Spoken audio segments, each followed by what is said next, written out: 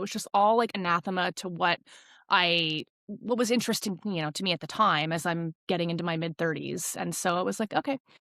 And, I regretted it in that, I mean, my career definitely took a hit in terms of, I went from, having a six-figure year to a, like, $15,000 year or whatever it was, but it Yeah, was also the exact same time that I met my husband, right. and he was like, "I believe in you," and basically became my patron. He was like, "I want you to pursue your books, to pursue your writing full time, and we're gonna do whatever we need to."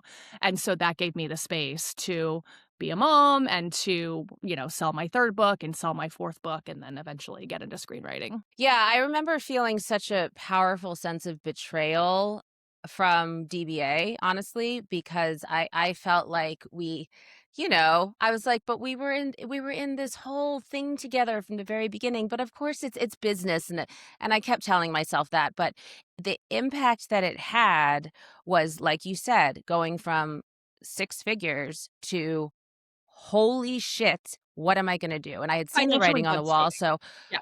yeah, and being doing what we did leaves you with this very interesting little constellation of skills that don't necessarily translate to, a job. I mean, they do, but it's very hard to explain that to people.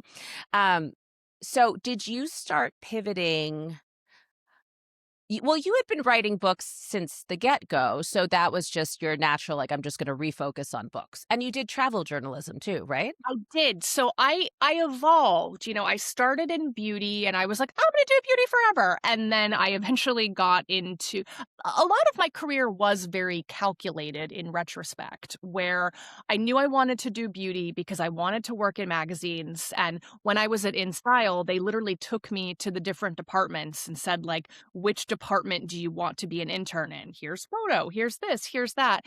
And I remember walking by the beauty department and they were in the beauty closet and pulling out the creams and the mascara, and I was like, "What's that?" And they're like, "Oh, that's beauty, they don't need an intern."